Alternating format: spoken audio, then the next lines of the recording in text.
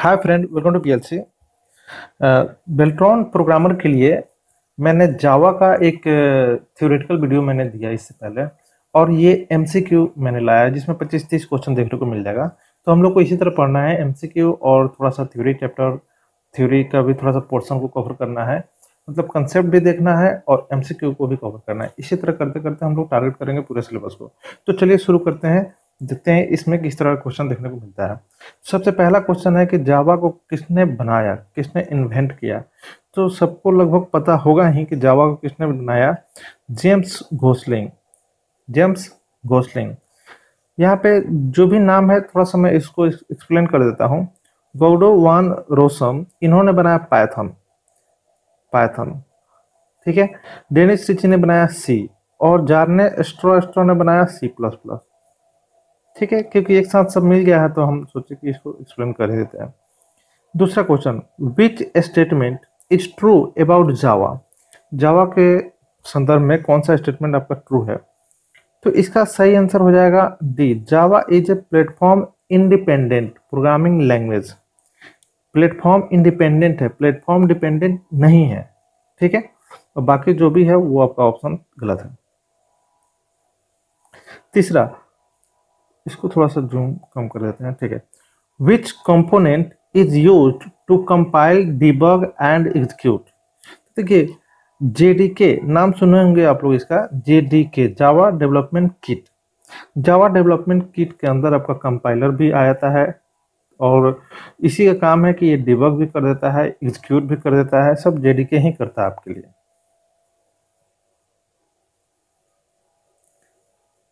चौथा number, which one of the following is not Java feature. कौन जावा का feature नहीं है।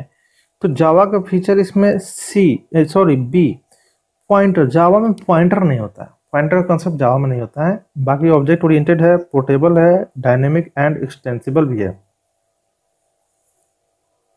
Which of these can not be used for a variable name in जावा।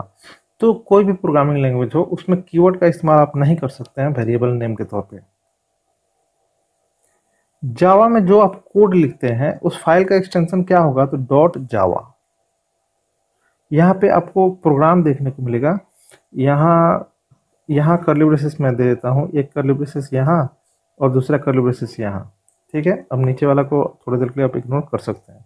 चलिए इस programme को देखते हैं। देखिए बहुत छोटा सा प्रोग्राम है। सबसे पहले कि इस प्रोग्राम को समझ लेते हैं थोड़ा सा, क्योंकि हर जगह ये चीज़ देखने को मिलेगा, तो मैं एक ही जगह एक्सप्लेन कर देता हूँ। जावा में कोई भी कोड देखिएगा ना तो एक क्लास के अंदर रहता है। ये क्लास हो गया, ये क्लास का नाम हो गया, फिर उसके अंदर आपको मेन फंक्शन देखने को मिलेगा। मेरे कहने का मतलब है कि मेन फंक्शन भी यहाँ किसी क्लास के अंदर ही होता है। मेन फंक्शन में ही ना हम लोग कोई भी कोड लिखते हैं, C++ या जावा में, तो जो कोड आप मेन फंक्शन के अंदर लिखते हैं वही काम होता है, वही काम आपके लिए कंप्यूटर करता है। तो यहाँ मेन फंक्शन किसी न किसी क्लास के अंदर रहेगा। ये जावा में लिखने का स्टाइल है, इसी के लिए इसको प्योर ऑब्जेक्ट ओरिएंटेड प्रोग्राम बोलते हैं, क्योंकि यहाँ का मेन फंक्शन भी किसी न किसी ऑब्जेक्ट का ही हिस्सा होता है, किसी न किसी क्लास का ही हिस्सा होता है, ठीक है। तो चलिए, तो अब देखते हैं ये क्या कह रहा है। यहाँ पे एक इंटीजर वेरिएबल बना जी में वैल्यू है 3, और यहाँ पे प्रिंट करने की कोशिश की जा रही है। प्रिंट करने से पहले आपको ये इक्वेशन सोल्व करना होगा। सबसे पहले इंक्रीमेंट हो रहा है जी में, तो ये हो जाएगा 4, और फिर क्या हो जाएगा 8 से मल्टीप्लाई हो जाएगा, तो आंसर क्या आ जाएगा 32। ये इसका सही आंसर हो जाएगा। 8 number, which of the following is not an OOPs concept. हमने इससे पहले जो भी ट्यूटोरियल वीडियो आपके लिए, जावा का ट्यूटोरियल वीडियो मैंने अपलोड किया है, अगर उसको आपने पढ़ लिया होगा, फिर इस क्वेश्चन को अगर सोल्व कर रहे होंगे तो बहुत सारा क्वेश्चन आपसे बन जा रहा होगा। तो उसमें हमने ऑब्जेक्ट ओरिएंटेड प्रोग्रामिंग का कंसेप्ट को भी मैंने उसमें कवर किया है। तो कह रहा है इसमें कौन ऑब्जेक्ट ओरिएंटेड प्रोग्रामिंग का कंसेप्ट नहीं है, तो कंपाइलेशन कोई कंसेप्ट नहीं है, ये सब ऑब्जेक्ट ओरिएंटेड प्रोग्रामिंग का कंसेप्ट है। तो सही आंसर हो जाएगा सी। चलिए अब 9th नंबर क्वेश्चन पे आ गए हम लोग। What is not the use of this keyword. ठीक है, दिस कीवर्ड यहाँ पे होता है। दिस कीवर्ड का क्या कह रहा है कि कौन सा दिस कीवर्ड का इस्तेमाल नहीं है, ठीक है। तो इसका सही आंसर है B, passing itself to the method of the same class, ठीक है। ये नहीं है, बाकी सब दिस कीवर्ड का ये यूज है, तो सही आंसर हो जाएगा बी। ये एक प्रोग्राम है, फिर इस प्रोग्राम का आपको दिखाना है आउटपुट। तो आज ये देखते हैं आउटपुट। तो हमने क्या बोला कि यहाँ पे जो भी मेन फंक्शन है वो मेन फंक्शन किसी ना किसी क्लास का हिस्सा रहेगा, मतलब किसी ना किसी क्लास के अंदर रहेगा। तो देखिए पूरा का पूरा मेन फंक्शन एक क्लास के अंदर है। थोड़ा सा मैं इसको भी एक्सप्लेन कर देता हूँ। देखिए मेन फंक्शन जो भी हम लोग लिखते हैं, तो void main इतना तक तो हम लोग सी और सी प्लस प्लस में लिखते हैं, मेरा काम हो जाता है। लेकिन यहाँ पे स्टैटिक पब्लिक भी एक्स्ट्रा लगा हुआ है। तो यहाँ पे स्टैटिक पब्लिक लगाने का यही उद्देश्य है कि आप इसे एक क्लास के अंदर डाल रहे हैं। तो इसे क्लास के अंदर डाल रहे हैं तो हो सकता है कि ये क्लास, आपको पता है क्लास तो डाटा हाइडिंग का कंसेप्ट ला देता है। ऐसा ना हो कि ये हाइड हो जाए और कंपाइलर यहाँ तक पहुंच ही नहीं पाए, मतलब कि कंट्रोल यहाँ तक नहीं पहुंच पाए और ये कोड एग्जीक्यूट ना हो। तो इसी के लिए इसे पब्लिक बनाना पड़ता है, ताकि जो भी कंट्रोल है, कंट्रोल के लिए ये कम से कम पब्लिकली डिक्लेयर रहे, तो कंट्रोल यहाँ तक अपना पहुंच बना ले। इसके लिए इसको पब्लिक बनाना पड़ता है। और स्टैटिक इसीलिए बनाना पड़ता है इसको, क्योंकि ये किसी ऑब्जेक्ट का हिस्सा ना बन जाए। जब किसी क्लास के अंदर कोई भी वेरिएबल या फंक्शन को आप स्टैटिक बना देते हैं, तो वो ऑब्जेक्ट का हिस्सा नहीं रहता है, वो आउट ऑफ ऑब्जेक्ट एक ही जगह बनता है, वो हर ऑब्जेक्ट के लिए अलग अलग नहीं बनता है। ठीक है, बस इसके पीछे का यही कंसेप्ट है। इसी के लिए पब्लिक और स्टैटिक लगाते हैं। बाकी void क्यों लगाते हैं आपको पता होगा ही पहले से। जब कोई फंक्शन कुछ रिटर्न नहीं करता है तो हम void लगाते हैं। ठीक है, और इसके अंदर स्ट्रिंग args क्या है तो समझ लीजिए। स्ट्रिंग यहाँ पे एक डाटा टाइप होता है, डाटा टाइप नहीं एक क्लास ही होता है पूरा का पूरा। तो आप इस क्लास का ऑब्जेक्ट बनाते हैं स्ट्रिंग रखने के लिए, तो उस ऑब्जेक्ट में आप स्ट्रिंग रख सकते हैं। मेरे कहने का मतलब है स्ट्रिंग को अभी के लिए कंसिडर कर लीजिएगा कि ये डाटा टाइप है। ठीक है, args क्या है तो args एक वेरिएबल का नाम है। यहाँ पे आप कुछ भी दीजिएगा तो भी रन कर जाएगा, लेकिन वेरिएबल का नाम की तरह होना चाहिए। और ये एरे टाइप है। ठीक है, बस इसको मैंने ये एक्सप्लेन कर दिया। बाकी अब अंदर के कोड को देखते हैं, क्योंकि ये हर जगह हर प्रोग्राम में इतना देखने को मिलेगा। तो हो सकता है आपके लिए कहीं नया हो तो थोड़ा सा माइंड में खटकेगा कि ये है क्या। तो मैंने मोटा मोटी एक्सप्लेन कर दिया। ठीक है, हालांकि जावा का प्रोग्राम सीखने में 1-2 महीने ऐसे ही लग जाता है। इसमें एक वेरिएबल बन रहा है x। ठीक है, उस x में आपने क्या डाल दिया 5। और यहाँ पे अब थोड़ा सा एक चीज, यहाँ पे बहुत बारीक कंसेप्ट है एक, मैं इसको थोड़ा सा फ्रेश कर देता हूँ। ठीक है, देखिए यहाँ पे वेरिएबल जो भी है ना, यहाँ पे कौन से कंसेप्ट को उठाया गया है पहले वो समझ लीजिए। जो भी वेरिएबल होता है ना उसका लाइफ साइकिल होता है, मतलब वेरिएबल का स्कोप यहाँ पे ऊपर में लिखा हुआ है वेरिएबल स्कोप, मतलब वेरिएबल का स्कोप होता है। मतलब ये वेरिएबल का स्कोप कहाँ से कहाँ तक है, स्कोप का मतलब इसका लाइफ कहाँ से कहाँ तक है। तो ब्लॉक, अगर किसी ब्लॉक के अंदर कोई वेरिएबल बनाते हैं तो उस वेरिएबल का स्कोप उसी ब्लॉक के अंदर रहता है। तो फिर ब्लॉक हम किसको कंसिडर करते हैं, तो कर्ली ब्रेसेस ओपन से लेकर कर्ली ब्रेसेस क्लोज तक एक ब्लॉक कंसिडर किया जाता है। तो अभी हम इसको जो है ना, ये रेड कलर से जो अभी हम एक बाउंड्री बना रहे हैं, तो ये एक ब्लॉक मानिए। अब इस ब्लॉक के अंदर आपका y वेरिएबल यहाँ पे बनाया गया है, इंट y, और इसमें वैल्यू डाला गया है 6। तो इस y का इफेक्ट इसी ब्लॉक के अंदर तक ही रहेगा। अब इस ब्लॉक के बाहर कहीं भी y का यूज किया गया है तो वो इलीगल हो गया, वो एरर मार देगा। ठीक है, उसी तरह बात समझ गए ना। तो इसी के कारण ये एरर दे देगा, ये प्रोग्राम कंपाइलेशन एरर दे देगा। एरर क्यों देगा ये भी मैंने आपको एक्सप्लेन कर दिया। अब 11वां क्वेश्चन पे आते हैं। विच of the following is a type of polymorphism. तो दो ही प्रकार का पॉलीमॉर्फिज्म होता है, एक होता है कंपाइल टाइम, दूसरा होता है रन टाइम। तो इसमें कंपाइल टाइम वाला देखने को मिल रहा है ऑप्शन में, रन टाइम कहीं नहीं है। तो सही आंसर क्या हो गया, बी। 12 नंबर क्वेश्चन में देखते हैं। एक प्रोग्राम है, इसका आउटपुट आपको देना है। इसमें बहुत सारा प्रोग्राम मैंने डाला है। ठीक है, क्योंकि आपने क्वेश्चन भी देखा होगा प्रीवियस ईयर, उसमें प्रोग्राम एकदम खड़ा खड़ा पूरा बड़ा सा प्रोग्राम डाल देता है। ठीक है, और उस प्रोग्राम का पूछेगा कि आप आउटपुट दिखाइए। चलिए, तो ये जो भी आपके लिए प्रोग्राम है इसका आउटपुट आपको बताना है कि इसका आउटपुट क्या होगा। तो देखिए इसको मैं थोड़ा सा क्लियर एक्सप्लेन कर देता हूँ पहले। देखिए यहाँ पे एक एक्स है, हम वेरिएबल बना के चलते हैं। ठीक है, एक्स, इसमें 64 है। ठीक है, तो ये एक्स है बाइट टाइप। आपको पता होना चाहिए बाइट इंटीजर वैल्यू स्टोर करता है जिसका रेंज बाइट का रेंज क्या होता है, -127 128 हाँ टू +127 तक, इतना ही रेंज तक बाइट स्टोर कर सकता है। अब इससे ज़्यादा अगर दीजिएगा तो वो थोड़ा सा वैल्यू कुछ अलग मिल जाएगा आपको। तो यहाँ पे देखिए x में 64 है और यहाँ पे इंटीजर एक वेरिएबल है i जिसमें अभी कुछ नहीं है i में। यहाँ पे एक काम किया गया है, ये समझना होगा आपको। यहाँ पे बिट वाइज ऑपरेटर का यूज किया गया है, लेफ्ट शिफ्ट। अब लेफ्ट शिफ्ट का यूज किया गया है तो लेफ्ट शिफ्ट 2, ठीक है। अब जब इसे सोल्व कीजिएगा तो इसे जब सोल्व कीजिएगा तो इसका आंसर आ जाएगा 256। तो 256 i में स्टोर किया जा रहा है तो i 256 आराम से स्टोर कर लेगा क्योंकि i इंटीजर टाइप है। लेकिन अब नीचे देखिए, यही काम नीचे किया गया है तो यहां से निकलेगा 256। लेकिन अब इस 256 को बाइट टाइप में बनाया जा रहा है, मतलब यहाँ पे टाइप कास्टिंग किया जा रहा है। अब इसको बाइट में कन्वर्ट किया जा रहा है। तो जब आप इसे बाइट में कन्वर्ट कीजिएगा ना तो 0 हो जाएगा ये। तो y में क्या चला जाएगा 0। अगर हम यहाँ पे बगल में y बना दें तो y में चला जाएगा 0। तो आउटपुट में i और y को प्रिंट किया जा रहा है तो इसका आउटपुट आ जाएगा ये वाला, ठीक है, ये वाला सही हो जाएगा C, ठीक है। देखिए ये भी प्रोग्राम है, देखने में काफी लंबा सा प्रोग्राम है लेकिन बन जाएगा काफी आसान, ठीक है। तो चलिए इसे भी सोल्व करते हैं। तो देखिए हो क्या रहा है कि एक अलग क्लास बनाया गया, यहाँ पे क्लास बनाया जा रहा है, ठीक है। इस क्लास में देखिए 3 वेरिएबल है। अब यहाँ पे एक क्लास है मेन जिसके अंदर मेन फंक्शन है। तो अब आते हैं इसमें, तो यहाँ देखिए जो भी बॉक्स नाम का क्लास है ना, इस क्लास का एक ऑब्जेक्ट बनाया गया ओबीजे।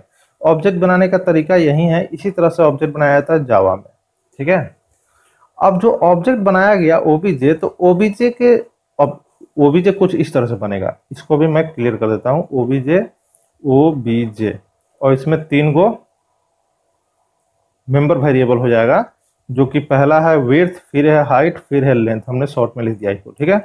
तो विड्थ में आप डाल रहे हैं 10 तो इसमें चला जाएगा 10, हाइट में डाल रहे हैं 2 इसमें चला जाएगा 2, लेंथ में डाल रहे हैं 10 इसमें चला जाएगा 10।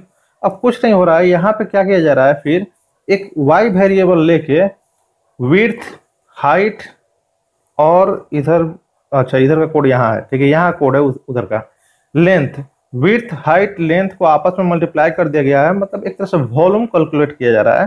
तो अब खुद इसको कैलकुलेट कर लीजिए, 10 इंटू 2 इंटू 10 तो कितना हो जाएगा ये 200। तो इसका सही आंसर क्या हो जाएगा सी, सही आंसर क्या हो जाएगा सी, ठीक है।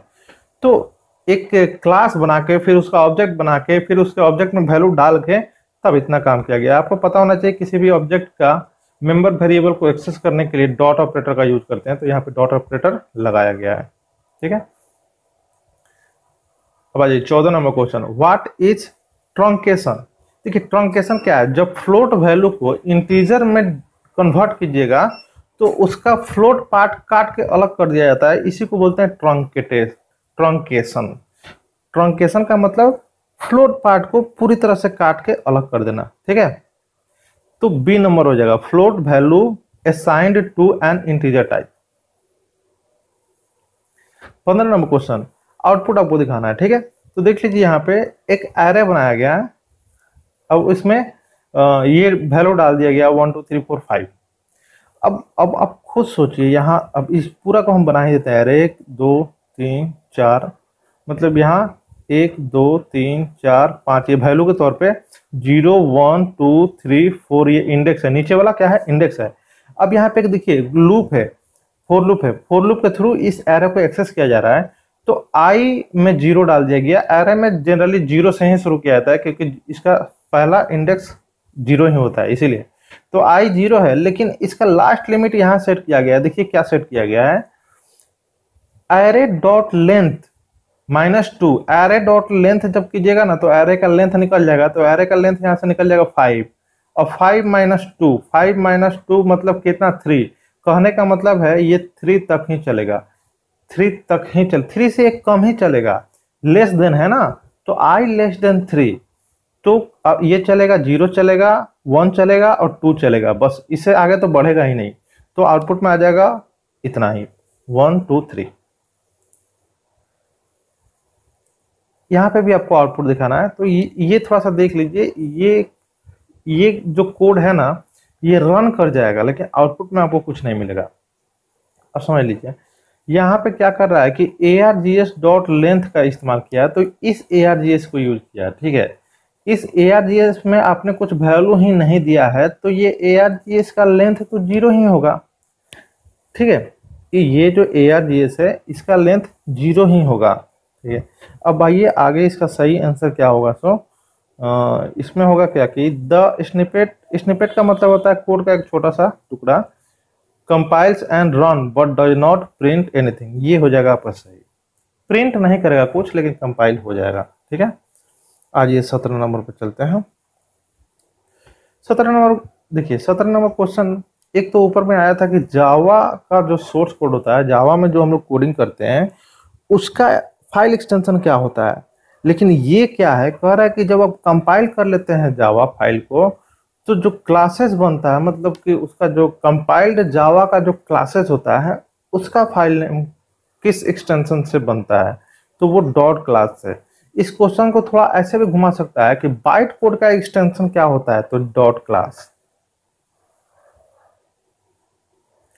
चलिए 18 नंबर पे हम लोग आ गए। ठीक है, करें कि which exception is thrown when Java is out of memory. जब आउट ऑफ मेमोरी जाएगा ना, तो ये एक्सेप्शन थ्रो होता है, आउट ऑफ मेमोरी एरर। ये एक्सेप्शन हैंडलिंग का क्वेश्चन था। 19 नंबर क्वेश्चन पे आते हैं। यहाँ पे भी आपको आउटपुट दिखाना है। तो देखिए यहाँ पे आउटपुट दिखाना है, तो एक कैरेक्टर टाइप एरे बनाया गया। ठीक है, कैरेक्टर टाइप एरे बनाया गया जिसमें ए बी सी ये हर एलिमेंट को डाला गया। मतलब ये एरे आपका कुछ इस तरह से है, 1 2 3 0 1 2 3 इंडेक्स का ए बी सी। अब इतना ध्यान में रखिएगा, कभी भी कैरेक्टर टाइप एरे बनाइएगा ना, तो उसे स्ट्रिंग ही कंसिडर किया जाता है। उसे क्या कंसिडर किया जाता है, स्ट्रिंग। ठीक है, तो यहाँ पे तो ऑलरेडी एक स्ट्रिंग क्लास होता है जिसका अगर कोई ऑब्जेक्ट बनाते हैं तो वो स्ट्रिंग टाइप एक वेरिएबल की तरह काम करता है। तो यहाँ पे एक एस ऑब्जेक्ट बनाया गया। यहाँ पे क्या बनाया गया, एक एस ऑब्जेक्ट बनाया गया। इसको हम कुछ इस तरह से बनाए थे एस, और बनाते टाइम ये जो वेरिएबल है, कैरेक्टर एरे है, इसको पास कर दिया गया। तो इसका सारा जो वैल्यू है वो इसमें आ जाएगा। तो इसमें एक स्ट्रिंग के रूप में आ जाएगा यहाँ पे, तो एबीसी आ जाएगा। अब जब इसे आप प्रिंट कीजिएगा तो एबीसी ही प्रिंट होगा। ये काफी आसान था। ठीक है, 20 नंबर सिलेक्शन स्टेटमेंट। तो इफ एल्स ये सब सिलेक्शन स्टेटमेंट कहलाता है। स्विच केस ये भी सिलेक्शन स्टेटमेंट कहलाता है। 21 number what will be the output. Output क्या होगा, अब देखते हैं। देखिए यहाँ पे स्ट्रिंग क्लास का यूज करके एक सी ऑब्जेक्ट बनाया गया। इसमें पूरा का पूरा एक स्ट्रिंग दे दिया गया। अब यहाँ पे एक वेरिएबल बनाया गया बुलियन टाइप var। देखिए यहाँ पे बुलियन टाइप एक अपने आप में होता है। ठीक है, उसका एक वेरिएबल बनाया गया var। अब बुलियन टाइप हमेशा ट्रू या फॉल्स ही स्टोर करता है। ठीक है, तो अब यहाँ पे क्या किया जा रहा है, var equal to C dot start with एक फंक्शन है। ठीक है, स्टार्ट्स विथ का डब्ल्यू बड़ा होगा। ये एक फंक्शन है, इसमें आप जो आर्गुमेंट दीजिएगा यहाँ पे देखेगा कि दिया ये पहले डॉट ऑपरेटर के सहारे कॉल हुआ किसके साथ, ऑब्जेक्ट के साथ। तो सी डॉट ऐसे। अब आ जाइए, अब इसमें कोई भी वैल्यू है, देखेगा कि ये यहाँ पे जो वैल्यू दिए हैं ये वैल्यू इसके स्टार्टिंग में है कि नहीं। अगर स्टार्टिंग में है तो ट्रू दे देगा, और स्टार्टिंग में नहीं है तो फॉल्स दे देगा। तो देख रहा है यहाँ पे वैल्यू दे दिया हेलो।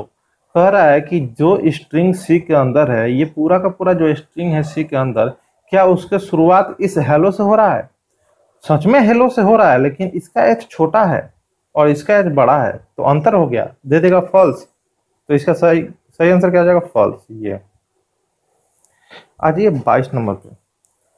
कह रहा है कि which of this keywords is use to define interface. देखिए इंटरफेस बनाने के लिए आपको इंटरफेस कीवर्ड का यूज करना होता है। इंटरफेस ये हमेशा कीवर्ड छोटे अक्षर में होता है, इसका पहला लेटर बड़ा है इसीलिए एक गलत हो गया।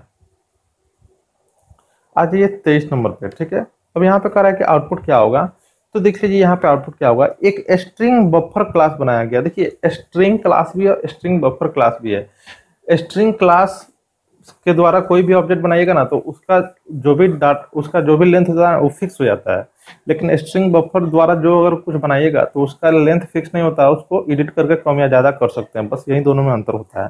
तो स्ट्रिंग बफर क्लास के द्वारा एक S1 ऑब्जेक्ट बनाया गया जिसमें क्यूज डाल दिया गया। तो आप इस तरह से बोल सकते हैं कि ये S1 एक ऑब्जेक्ट है, इसमें क्यूज एक डाटा डाल दिया गया। और यहाँ पे जो भी बफर स्ट्रिंग बफर क्लास है उसका एक मेंबर फंक्शन है रिवर्स। तो इस ऑब्जेक्ट के सहारे जब रिवर्स को आप कॉल कीजिएगा तो इसके अंदर का डाटा रिवर्स हो जाएगा। अब फिर उसके बाद रिवर्स करके डाल दिया जा रहा है S2 में। अब S2 को प्रिंट कराइएगा तो रिवर्स में ही प्रिंट होगा ये, क्योंकि रिवर्स में कन्वर्ट होके गया है S2 में। 24 में भी आउटपुट पूछ रहा है, तो यहाँ पे आउटपुट थोड़ा सा पूछ रहा है। ये रैपर क्लास वगैरह का यूज किया है। रैपर क्लास हो सकता है आप लोग को याद हो या ना हो, लेकिन फिर भी मैं यहाँ पे एक्सप्लेन कर देता हूँ। देखिए यहाँ पे एक इंटीजर क्लास का यूज करके एक ऑब्जेक्ट बनाया आई, ठीक है। देखिए ये इंट आई बनाइएगा तो ये चीज दूसरा चीज हो गया, और यहाँ पे जो इंटीजर आई बनाया है ना ये दूसरा है। ये हो गया variable. Pre defined data type का यूज करके आपने वेरिएबल बनाया, लेकिन ये क्लास है, और क्लास का अगर कोई वेरिएबल बनता है ना तो वो ऑब्जेक्ट कहलाता है, इसीलिए मैं ऑब्जेक्ट बोल रहा हूँ। तो ये आई जो ऑब्जेक्ट है जो बन रहा है उसमें बनाते टाइम क्या डाल दे रहे हैं हम लोग 257। और फिर यहाँ पे आई डॉट बाइट वैल्यू एक फंक्शन है जो कि बाइट टाइप में क्या करता है, कन्वर्ट कर देता है। तो अब इसको बाइट टाइप में कन्वर्ट करके एक वेरिएबल, यहाँ पे जो बाइट एक्स दिख रहा है ना ये वेरिएबल है, ठीक है। तो एक्स मान लीजिए कि वेरिएबल है जो बाइट टाइप है, उसमें डालने की कोशिश की जा रही है। आपको पता होगा बाइट का लेंथ कितना होता है। बाइट का लेंथ होता है 1 to 8 to 1 to 7। अगर पॉजिटिव में इसको ले जाइएगा तो 256, आखिरी लिमिट इसका कितना होता है 256, और यहाँ पे 257 डालने की कोशिश की जा रही है। तो 257 नहीं स्टोर करेगा, ये एक स्टोर करेगा। मान लीजिए समझिए ना कि इसमें से इतना घटा लीजिए, जो बच रहा है वही स्टोर करेगा, तो इसका सही आंसर हो जाएगा सी। अब इसका भी आपको आउटपुट दिखाना है, तो ये हो गया आपका मेन फंक्शन और कोड हो गया यहाँ पे। तो चलिए हम लोग कोड से ही तो मतलब है, कोड देखते हैं। एक डबल टाइप एक्स है, एक डबल टाइप वाई है जिसमें ये सब वैल्यू चला गया। अब यहाँ पे पावर फंक्शन का यूज किया जाता है, मैथ डॉट पावर, ठीक है, क्योंकि मैथ क्लास के अंदर का फंक्शन है पावर। तो POW में एक्स वाई को जब आप पास कीजिएगा, ये आर्गुमेंट के तौर पे पास किया जा रहा है, तो एक्स के ऊपर वाई चढ़ जाएगा ऐसे वाई, तो एक्स के पावर वाई हो जाएगा। तो एक्स में है 2 और वाई में है 3, तो 2 के पावर 3, आंसर क्या हो जाएगा 8। 8.0 इसीलिए हो जाएगा क्योंकि डबल में है, तो इसका आउटपुट भी डबल में ही आएगा। और हमेशा मैथ क्लास का जो भी मेंबर फंक्शन होता है ना वो आपको आउटपुट देंगे तो डबल टाइप में ही देंगे, ये भी रूल है, इसको याद कर लीजिएगा।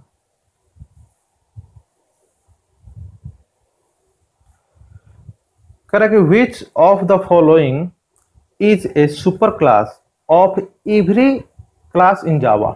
हर क्लास का एक सुपर क्लास यहाँ होता है। कहने का मतलब है अगर इनहेरिटेंस आप यूज कर रहे हैं तो वहां तो जो अगर मान लिया कि आप इनहेरिटेंस इस्तेमाल कर रहे हैं, इस चीज को भी समझ जाइए। ये भी अगर आप इनहेरिटेंस कर रहे हैं तो ये हो गया ए क्लास और ये हो गया बी क्लास। अगर ए को इनहेरिट कर रहा है बी क्लास तो बी के लिए ये हो गया सुपर क्लास। लेकिन बाय डिफॉल्ट यहाँ पे सबका बॉस एक होता है ऑब्जेक्ट क्लास, आपको दिखेगा नहीं, लेकिन बाय डिफॉल्ट ए इनहेरिट हो रहा है किससे, ऑब्जेक्ट क्लास से, जो कि आपको नहीं दिखेगा, लेकिन सबका बॉस यहाँ पे ऑब्जेक्ट क्लास होता है। तो सुपर क्लास यहाँ पे बाय डिफॉल्ट एक ऑब्जेक्ट क्लास होता है।